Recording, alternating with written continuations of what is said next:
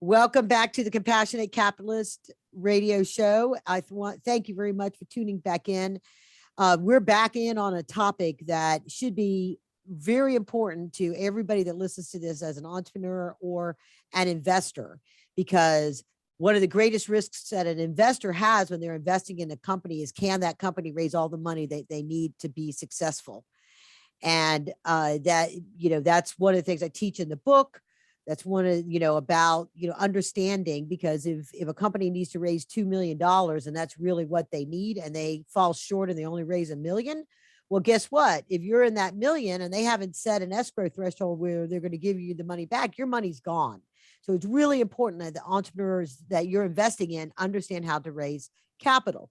The second thing is, obviously, for entrepreneurs, is the process of raising capital. And as my guest today is going to share with us, I'll introduce him here in just a second, Nathan Beckord.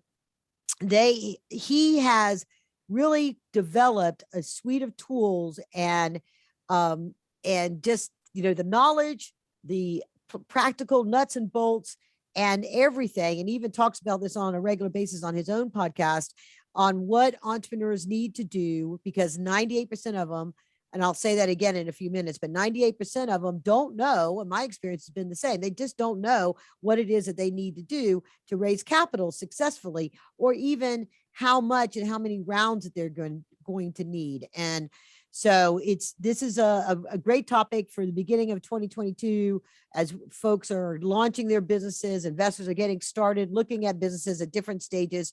So let me tell you about Nathan and what we're going to talk about specifically. So on this episode, Nathan and I will talk about what steps a founder needs to take to increase the odds of success on a seed round and subsequent funding rounds.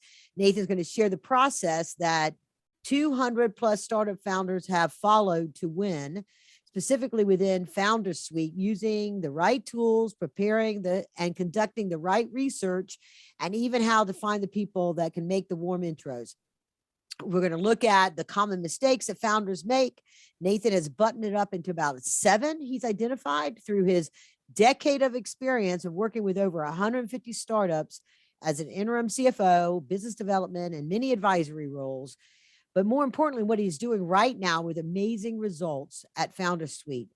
There's 16,500 companies last reported, number might have changed, probably gone up, listed on Founder Suite, with over $3 billion raised through the tools that he's provided and the education and information and support that he's provided and his team has provided through Founder Suite. So it's going to be also great to get his insights on how to prepare the right pitch deck, how to get through due diligence, how to close a funding round faster with more leverage, and so much more. So welcome to the show, Nathan. Really terrific to have you on here.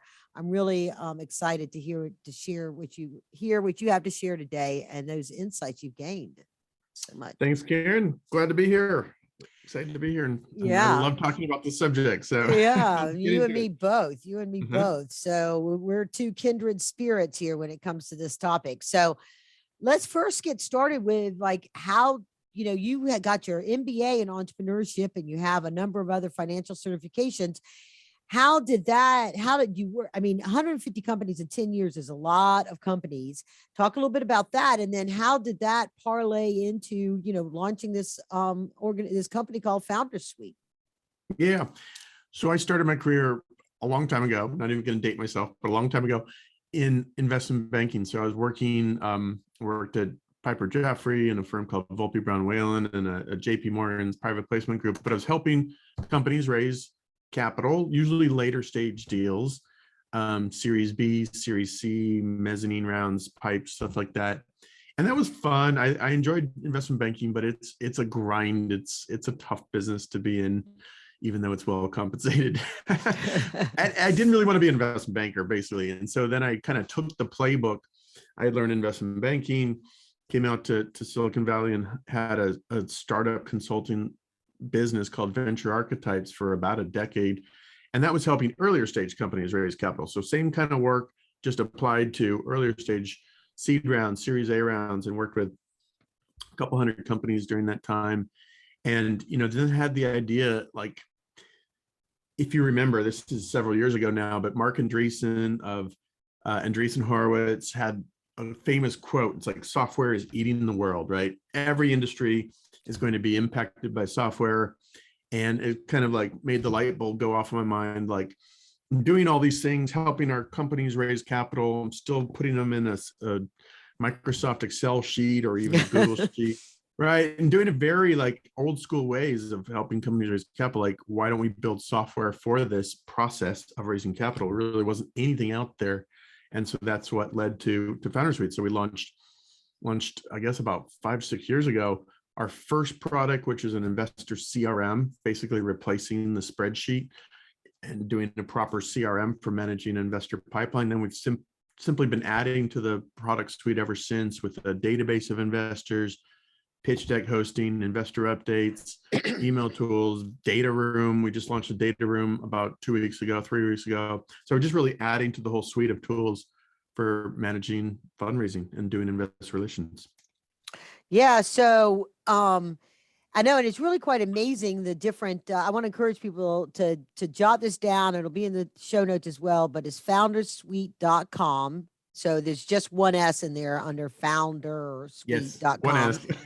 Yeah, Mhm. it's easy to think it's Founders Suite, particularly the way I talk. So, and it's really quite amazing, this tool set that you offer up, because it's what, from 50 to $160 range in there a month. I mean, it costs money to raise money. And Mhm. that's so much less than what you would pay a broker dealer that might do some of this work for you. So much less than any of the other kind of things, and really empowers the entrepreneur to take control of that process and feel like, they really are certain. And I bet there's probably test and measure, feedback and reaction. And I would, because, the messaging, and that I probably goes into some of your pitch deck tips, but, you can test and measure just like you would with any other kind of marketing campaign, with what's working with this group or what's not, and maintain and filling a funnel. One of the things I always Yeah. tell entrepreneurs that they have to do, I call it the Karen theory of private equity capital fund funnel raising. And that's for, and tell me if you feel like this is true based on your experience, because you definitely have taken some of the inefficiencies out of the marketplace on this. But in general, with companies doing traditional pitch events, right? Um, and a cold contact. So I would think that maybe the momentum that companies can get to with the kind of soft investor relation development that you do even prior to pitching, that we'll talk Mhm. about that as one of your keys to success. But the funnel folks have always told me, entrepreneurs, and they've confirmed this, that for every check writer, you'll have what we call 3 sweethearts. And these are 3 people that you'll go through answering questions and spending time with, sending them information or getting them and interacting. But to get to 3 sweethearts, it's an order of magnitude of 5. So 15 people have to thought about it, seen it, something, either a pitch or a quick executive summary, enough to be able to say, not my industry, not my stage, not my Sure. something like that, to not ask more questions. So if you're raising, I do the math on this, you're raising $1 million, that's 40 check writers. You'll have to spend time with 120 people answering their questions. And you have to have a strategy to get in front of 600 investors in order to fill your funnel, to be able to move that. And part of moving them through that process is following up and following through with them the same way you Yep. would with a sales pipeline and a sales lead. So talk about how you improve that formula, if you will, with your tools. And it might lead into these, 7 funding fails as part of this. But I love your idea of developing the relationships with investors as part of that process along the way, because it's only through relationship you get trust. And at the very early stage, it's more than just, words on a paper and numbers on a spreadsheet. There's a trust factor those investors have to feel when it comes to investing in entrepreneurs, wouldn't you say? Yeah. Okay. There's a lot to that question. I'll take it in a few pieces, but absolutely. agree with you that we think of fundraising as a sales process, right? It's a relationship building process, but it's also a sales process. Just like a salesperson, you're moving a list of prospects through the stages of the cycle. And like, you asked, how do we improve on that? Like our CRM is set up almost like a horizontal funnel, right? Very much think about it as a funnel, but and the columns are things like, research, contacted, pitched, diligence, committed, said no. And you can sort of like a horizontal funnel, right? Because you might start with a couple hundred names in research and kind of moving those into contacted. And then of course, some percent of those are going to move on to the pitch stage. Another smaller percent are going to move on to the diligence stage. So it kind of, shrinks as you're going along and you're moving all these investor targets through the stages of it. Kind of to your sweetheart concept. I've never heard it quite put like that, but I like that. I tell founders a lot that fundraising is a numbers game. It's a relationship game, but it's also a numbers game. And I use our example when we raised our seed round. I mentioned this a lot, but I pitched over 200 investors to end up with one venture fund and 10 angels coming in on the deal. So about 11 entities on the cap. And you can do that math. That's about a 5% conversion rate between top of the funnel, who I pitched, and bottom of the funnel, who wrote me a check. So 95% of the people in the funnel did not write me a check. Some of them may have made intros and stuff, but it's a very, that funnel Sure. gets narrow pretty quickly. So another reason why you really need to top of the funnel. So I'd say just another way we kind of improve on that process is our database of investors. We have about 200,000 investors in this database. So that's helpful for filling the top of the funnel, right? I always think of like, what is step one? Step one is doing the research, building a list of a couple hundred investors that invest in your industry, in your stage, right? If you're a seed stage startup, you should be pitching seed investors, not growth capital, not private equity, right? I mean, sometimes this is obvious to you, to Exactly. you and me, but not always to startups. Right. Right. So anyway, doing the research, finding 200 or 300 investors that are doing, or more, that are doing your industry, your stage. If they have any geographical limitations, some do, some don't. Actively investing, right? A lot of investors, especially angels, sometimes funds, take a break or they don't have any fresh capital to put to work. So you're really trying to find this good quality list of people who are actively investing in your space. And then it's, how to get in front of them and manage the whole process and drive momentum around your deal, which we can talk about. But that's sort of the starting point, right? Yeah, so absolutely. So let's talk about that because one of your key things is developing the relations, doing the right research, your market research or your research of investors. Very similar, would you say, to the process of investing who your authentic customer is? So it's the needs, their emotional triggers, their reasons why, I have this thing I call the WIC statement, why an investor cares. And so Sure. so figuring out who that ideal avatar of an investor is so that you can, just like on sales side, so that you can tailor that message to make sure it is what that investor cares about. So how do you, help entrepreneurs figure that out? Yeah, it is still even with our tools, I don't want to oversell what we can do. Even with our tools, it's still a cumbersome part of the process. It still takes a search and just kind of time and effort you got to put into it. There's no AI. You'll see people say we've got AI that's going to do this for you. No one does that. There's still a lot of human intervention in this. Like our customers will come in and they'll do a search on e-commerce, right? E-commerce, and maybe they're looking for angel investors, so they'll narrow it down the list with that. And then the process is usually clicking through, like looking at their profile, seeing what deals they've done in the past, making sure they don't have a competitor in their portfolio. And then a lot of times it's clicking through to their web page or their LinkedIn page or their AngelList page or whatever it may be to kind of get in another level of research. Or if you're going after like seed venture funds, simply spending 15 minutes per, like looking at the list of SaaS investors that we deliver you, going through that and spending 15 minutes per investor, looking at their webpage, looking at their portfolio, even just looking at their team bios and trying to identify who the right, partner is, maybe looking at their Twitter feed to see if they've got any clues on there. You're looking for clues that they either invest in your type of deal or they don't do your type of deal, and you can exclude them from your results.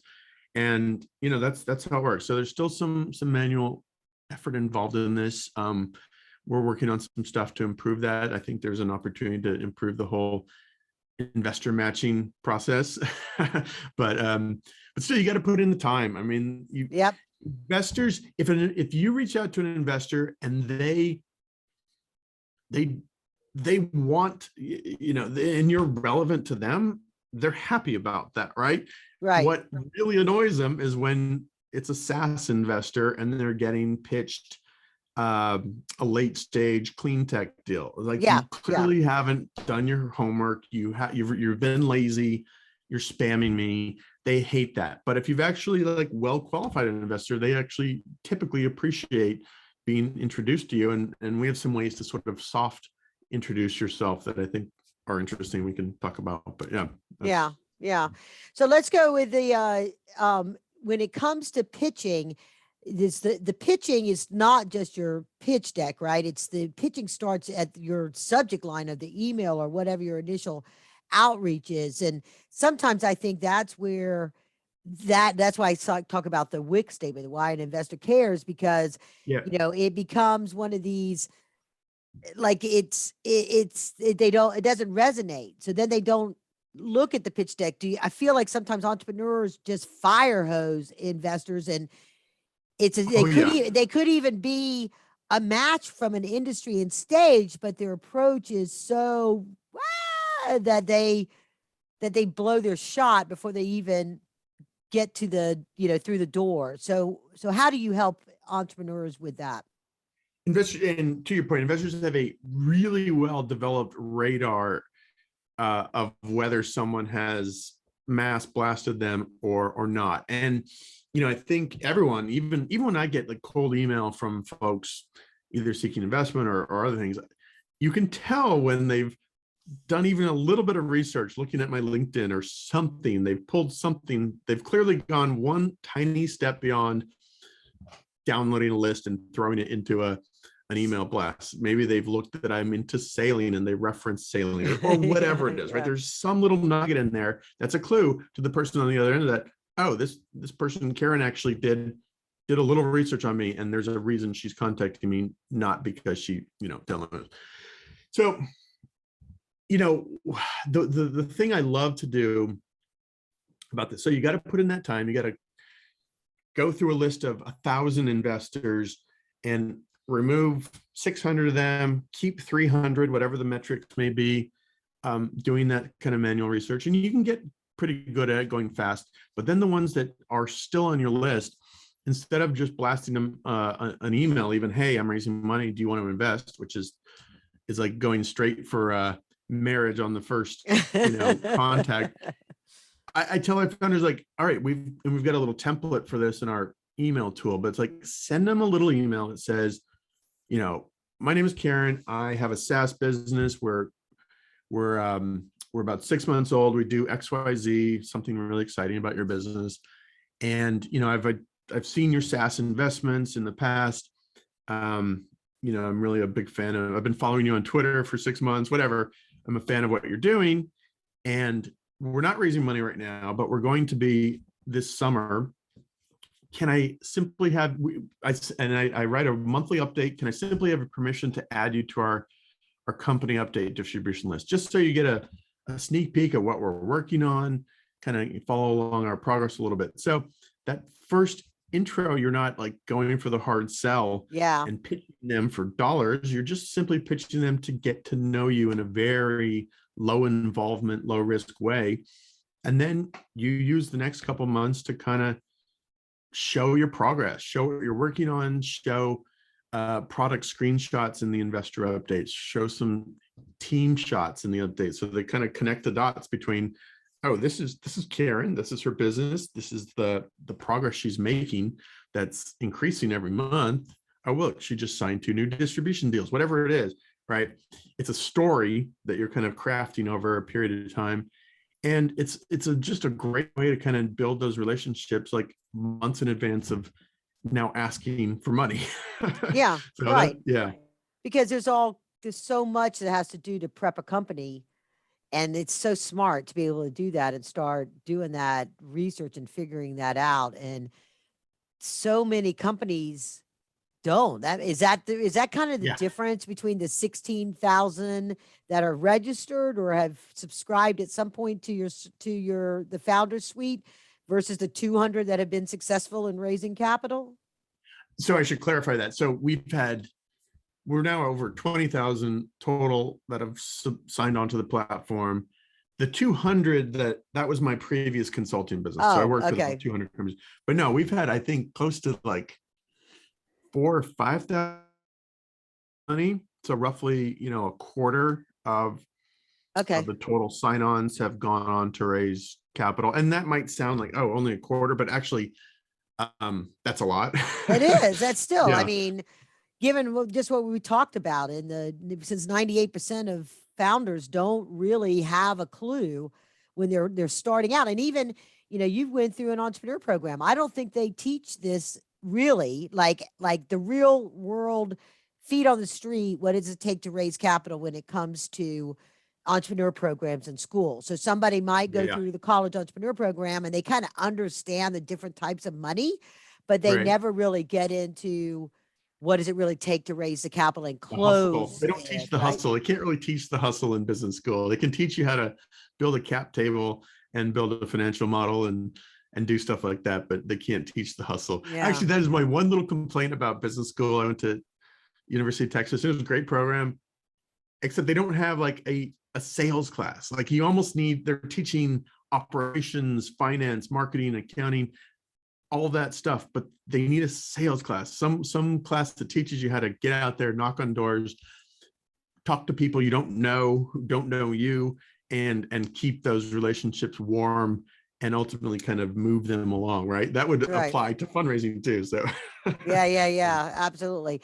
So in the little bit of time that we have left before we need to wrap up, um, let's talk real quick about pitching side of things, because my biggest, I mean, and there's many that I experienced in, the years that I ran the angel investor group and the hundreds of companies that pitch to our investors and stuff like that. But the number one thing I see that the mistake they make is taking a sales presentation that's feature function benefit and try to make that into an investor presentation. Is that in your 7, common fails, or like we talk about some of the common mistakes you see companies make when it comes to actually pitching investors? that's definitely, I don't know if I explicitly call that out, but that's definitely right on the money. Instead of having a pitch that is focused on the product and stuff like that, it sounds squishy, but really you need to be selling the vision. You need to be selling a big, exciting vision. And a lot of engineers don't feel comfortable with that. Like they want to talk about the performance of their widget and how it's 4 gigahertz faster than the competitor, whatever, right? That's their engineers. That's how they come at this, right?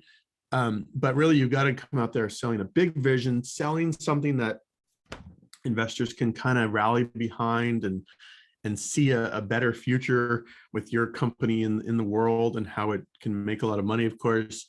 And we could go off on a whole tangent about that, like different story archetypes, right? Right. For putting your pitch deck.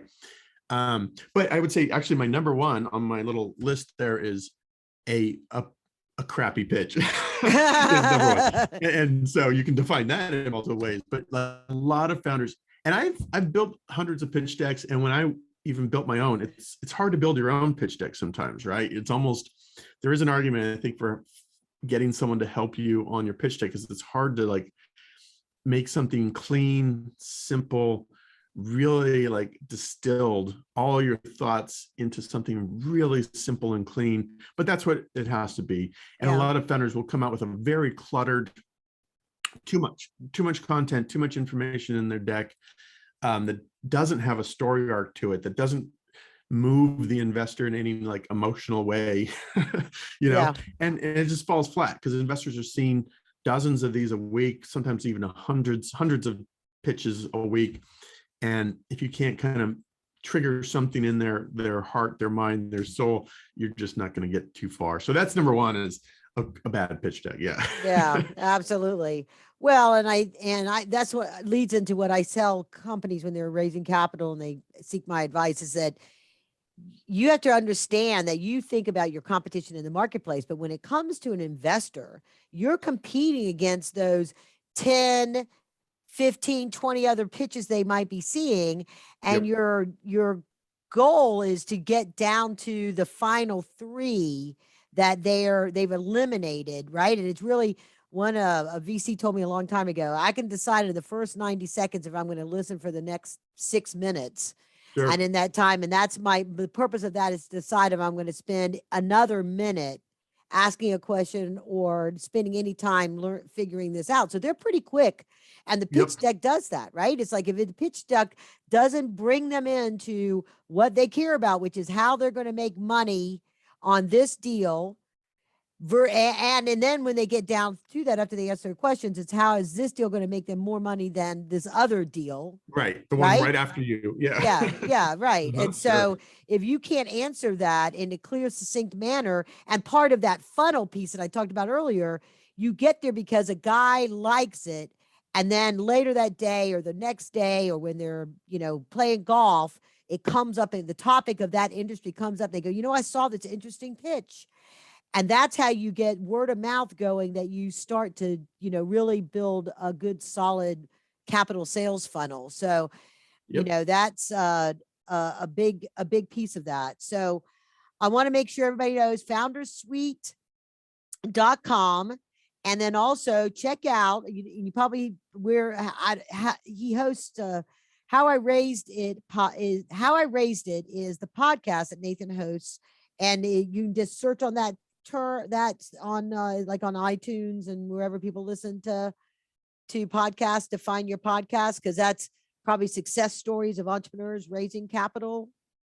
It is. It's How I Raised It. You nailed it. And it's on iTunes, Spotify, SoundCloud. I think it should show up on YouTube as well. But it's simply just what you said. It's interviews with a couple hundred founders and some investors on how they were able to raise capital for their business. And the thing is, I thought I knew everything about raising capital because I'd been doing it for years.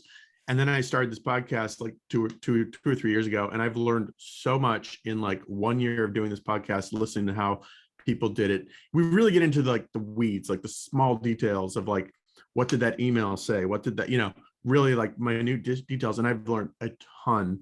And so it's really, really valuable. I mean, it goes deep, so you got to be ready for that. But if you're out there, I think it's pretty inspirational too, because we cover all kinds of topics on there, all kinds of like types of businesses, from, super advanced technology, deep tech, to very consumer products. I'm not even going to go through it, but like it's covers everything. So it's kind of fun. Yep.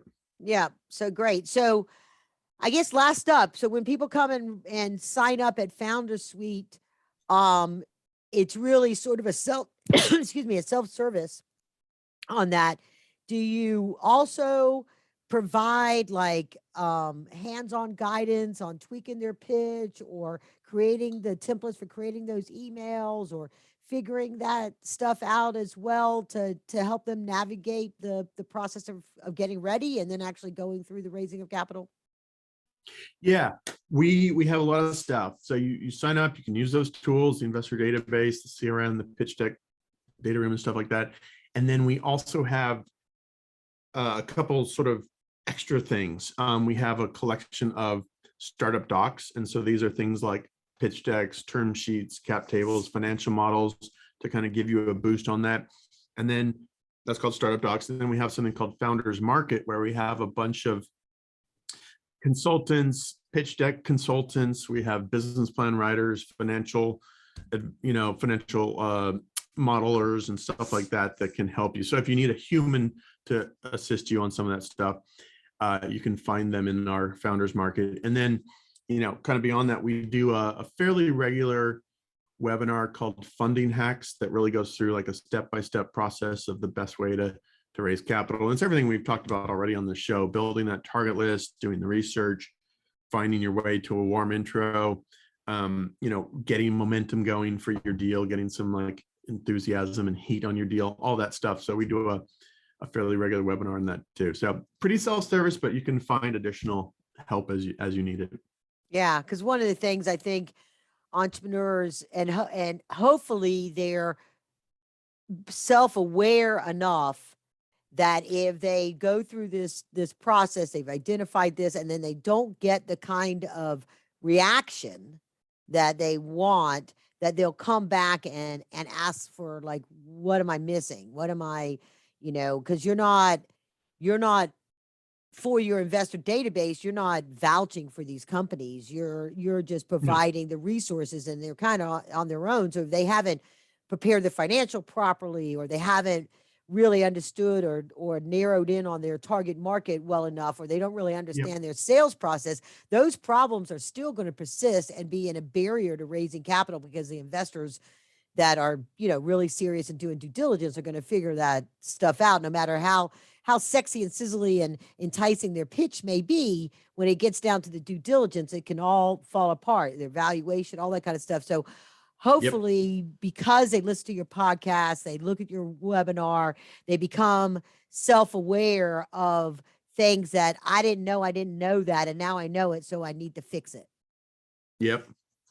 Yeah. And you're right. There's a lot of things that founders have to do this. You really can't outsource this at the early stages. You're not going to find someone who's going to hold your hand the entire way. I mean, I love when founders do set up like an advisory board, of course, and they have maybe someone who's gone through this process a few times. They can tell them some of these hard truths, like your financial forecast is way too low to get anyone excited, or whatever that truth may be.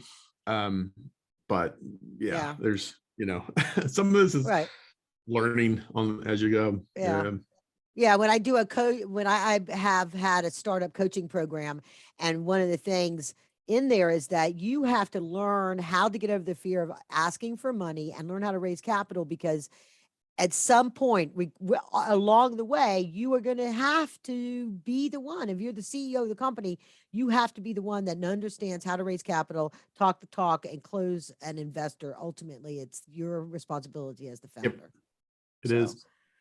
All right, Nathan, thank you so much for being on the show. And I'm going to be digging in and seeing what I can do, if there's anything I can contribute in your marketplace, because I love what you're doing. It's really exciting that there's a company like you providing these kinds of tools for startups, because they really, in this day and age, it's so easy to be beguiled by people that, say promise the world and don't deliver much. And what you're giving them is their own way to start to crawl, then walk, then run through the whole process. So thank you so much, Nathan. Thank you for what you bring to the marketplace and what you're doing for our world of entrepreneurs and investors out there. And I hope that we continue to have these conversations in the future. Awesome. Thanks so much for having me, Karen, and keep doing your good stuff as well. And we'll touch base again. Thank you. All right. Thank you. Onwards and upwards, everybody. Bye-bye. Onwards and upwards.